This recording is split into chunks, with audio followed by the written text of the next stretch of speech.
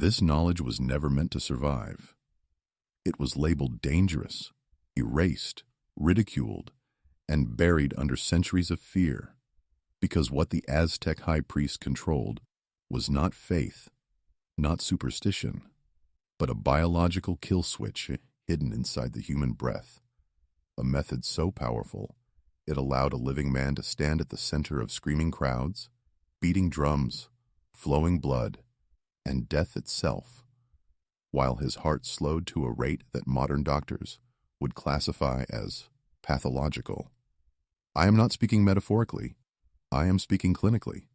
Records describe priests whose pulse dropped so low it was nearly undetectable, whose faces showed no panic, no adrenaline surge, no tremor, while holding a still beating heart in their hands. You were never taught this, because if you understood how to turn off fear at the level of the autonomic nervous system, you would be impossible to control. I am telling you now, directly, that this was not divine possession. It was breath-induced neural dominance. You feel stress tightening your chest every day, your heart racing, for reasons that do not threaten your survival, because you are trapped in a constant sympathetic loop. They were not. They knew how to descend below it. The conquistadors saw this calm and called it madness. The missionaries called it evil. The scientists who came later avoided it because it challenged the narrative that humans are helpless passengers of emotion. But your heart, your vagus nerve, your blood chemistry still respond to the same inputs they used. The ritual was the disguise. The breath was the weapon. And if this feels unsettling, if part of you feels a quiet fear reading this, that is not coincidence. That is your nervous system, recognizing a forbidden door it was never trained to open. You live inside a body that never truly powers down. Your heart accelerates at emails, at screens, at imagined threats, at pressures that never touch your skin, yet flood your bloodstream with adrenaline as if a predator were inches away. This is not weakness, it is conditioning. Modern humans exist in permanent sympathetic dominance, a state the Aztec priests would have considered a form of captivity.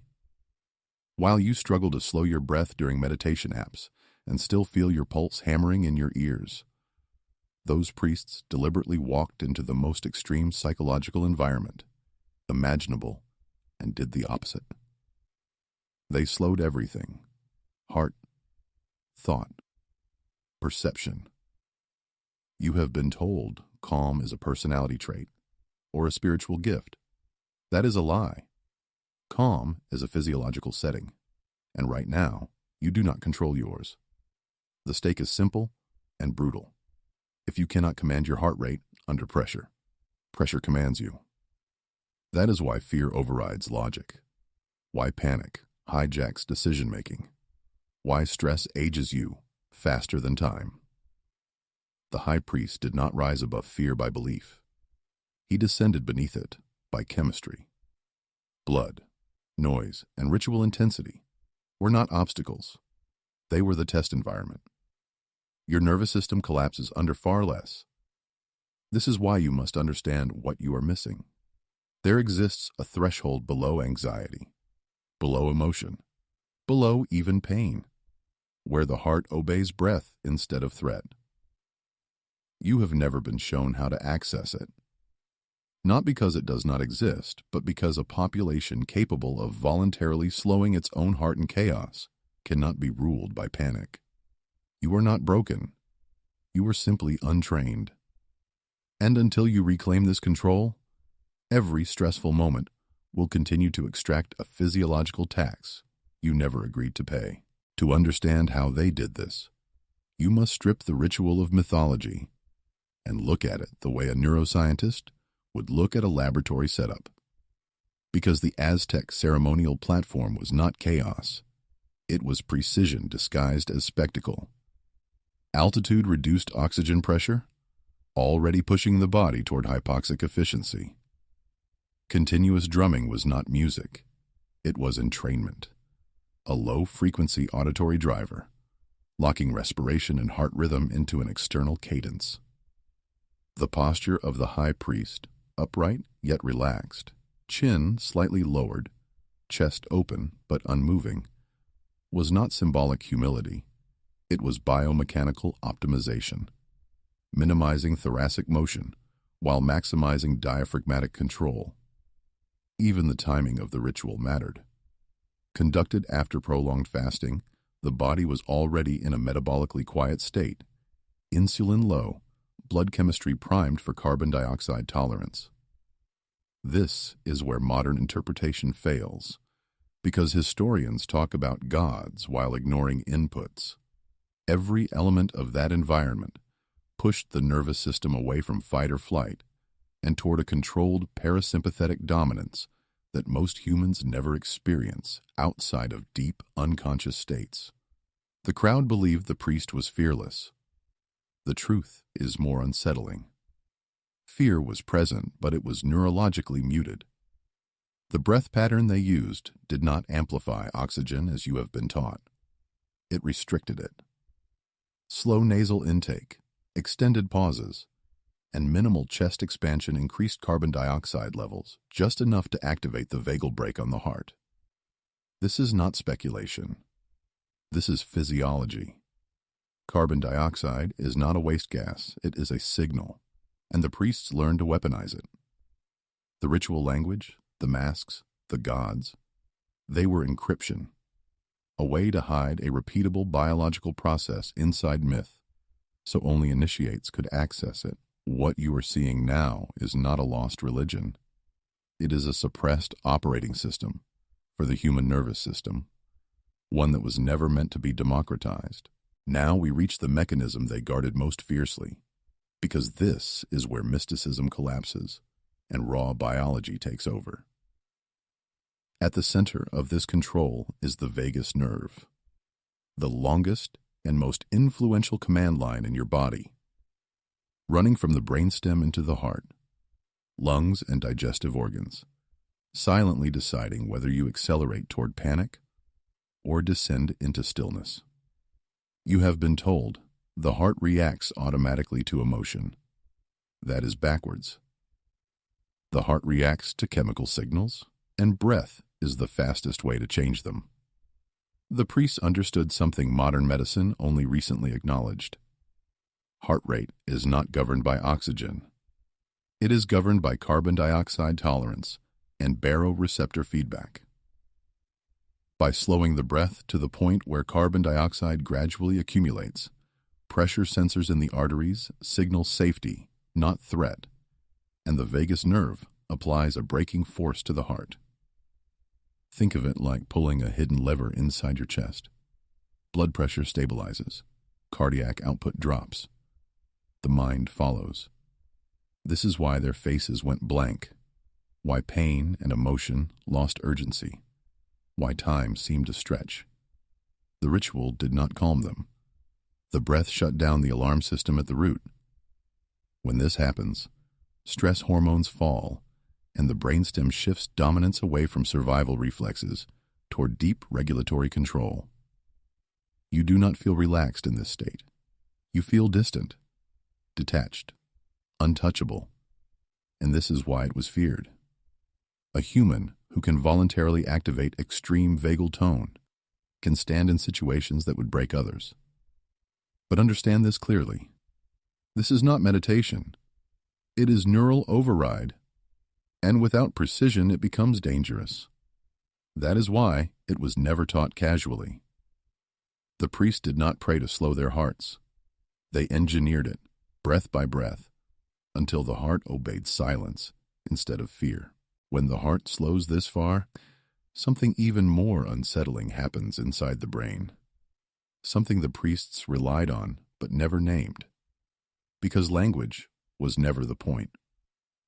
As vagal tone increases and cardiac output drops, blood flow to the cortex subtly shifts, and the brain abandons its fast, anxious beta rhythm in favor of slower theta-dominant waves. This is not sleep. This is not trance. It is a functional dissociation state, where emotion detaches from sensation and urgency dissolves into distance. Pain still registers, but it loses authority. Fear still exists, but it cannot escalate. This is why the high priest could look calm while surrounded by death, because the neural circuits responsible for panic were temporarily deprived of the metabolic conditions they require to fire. Controlled hypoxia, combined with elevated carbon dioxide, acts like a dimmer switch on the limbic system. The amygdala, your threat detector, becomes quiet. Time perception stretches. Movements feel slowed. This is the same brain state modern laboratories observe in elite freedivers just before blackout, except the priest learned to stop short of collapse and hold the threshold. This is the forbidden edge. Too little control and the system crashes. Too much control and consciousness fragments. But at the precise midpoint, the body enters a state of emotional anesthesia. The crowd saw devotion. The truth was neurological distance. This is why these techniques were inseparable from initiation and discipline. You cannot stumble into this state accidentally and remain functional. The priest was not braver than you. He was operating under a different brain rhythm entirely, one that silenced hesitation and muted instinct. And once you understand this, you realize the ritual was not about sacrifice alone. It was about proving mastery over the most primitive layers of the human mind, layers you still carry, dormant and untrained, waiting for the breath pattern that unlocks them. This is where the line was drawn, where knowledge stopped being symbolic and became operational, because the breathing sequence itself was never performed casually, never improvised, and never rushed. The reconstructed protocol begins with posture, because the vagus nerve cannot be commanded in collapse. The spine is vertical, pelvis grounded, chin slightly lowered to lengthen the back of the neck and reduce carotid stimulation. Breathing is exclusively nasal, not for calm, but for resistance. The inhale is slow and deliberately incomplete, stopping before the chest feels full, because fullness triggers acceleration. The exhale is longer, thinner, almost withheld, until the body demands air. Then comes the pause. This is the critical and dangerous moment. Breath is held not after inhale, but after exhale, when carbon dioxide rises fastest and the heart becomes most suggestible. During this pause, the abdomen is gently drawn inward, not to tighten, but to reduce diaphragmatic rebound.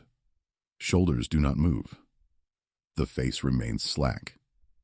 Each cycle takes longer than the last, but never to the point of strain. Strain is failure. The priest trained for years to recognize the internal signals that mark the threshold. A slight ringing in the ears, warmth in the face, a narrowing of emotional range. This is where the vagal brake engages. Heart rate drops. Peripheral sensation dulls. Thought slows. Modern laboratories now confirm that this pattern reliably increases vagal tone and suppresses sympathetic discharge, but the priests knew it long before instruments existed. This was not a ritual breath. It was a precision override. And here is the truth. Most people are not prepared to hear. Once you cross this threshold, the body does not automatically bring you back. You must release it deliberately. That is why initiation mattered.